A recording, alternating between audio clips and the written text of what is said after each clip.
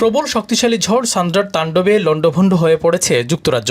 ফেরি ও flight বাতিল, সড়ক বন্ধ, গাছ উপড়ে পড়ে ঘটেছে দুর্ঘটনা। তুষারপাত ও বরফ জমায় যান চলাচল মারাত্মকভাবে ব্যাহত হয়েছে। যুক্তরাজ্যের স্কটল্যান্ড জুড়ে জারি করা হয়েছে সতর্কতা। তুষারপাত, প্রবল বাতাস ও ভারী বৃষ্টির কারণে দক্ষিণ ও মধ্য স্কটল্যান্ডে একাধিক হলুদ সতর্কতা জারি করেছে আবহাওয়া অফিস।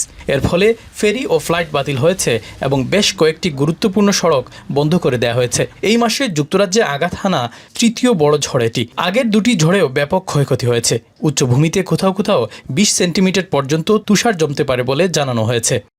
স্কটল্যান্ডের ঘূর্ণিঝড় চন্দ্রার কারণে লন্ডন সিটিতে অনেকটা স্থবির হয়ে পড়ে গেছে বলা যায়। যেমন আপনার সকাল থেকে বৃষ্টি আর প্রচণ্ড বাতাস, জনজীবন অনেকটা স্থবির বলা যেতে পারে। কারণ হচ্ছে যে মানুষের চলাচল স্বাভাবিক ছিল না সকালবেলা থেকে।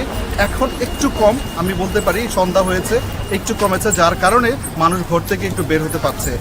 ইংল্যান্ড ও নর্দার্ন আয়ারল্যান্ডের কয়েকটি এলাকায় স্কুল বন্ধ ঘোষণা করা হয়েছে এবং হাজারো বাড়িতে বিদ্যুৎ সংযোগ বিচ্ছিন্ন রয়েছে।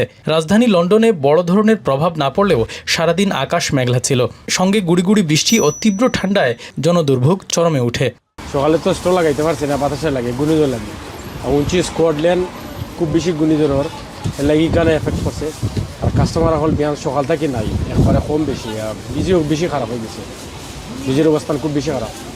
ইংল্যান্ড, স্কটল্যান্ড ও ওয়েলসের বিভিন্ন অংশে বাতাস, বৃষ্টি ও তুষারের জন্য হলুদ সতর্কতা জারি হয়েছে। পশ্চিম নর্দার্ন আয়ারল্যান্ড, বেলফাস্ট সহ জারি আছে অ্যাম্বার সতর্কতা। মেট অফিস জানিয়েছে, স্টর্ম ইনগিডের পর আবারও ভারী বৃষ্টি হওয়ায় বন্যার ঝুঁকি বেড়েছে।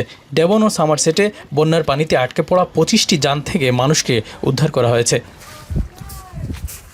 শরীফুল ইসলাম চৌধুরী, এখন লন্ডন। সানবিট সব দিবে সামাল। সানবিট ম্যাজিক প্রেস ডিশওয়াশিং এর মাথা ঘোরানো সলিউশন।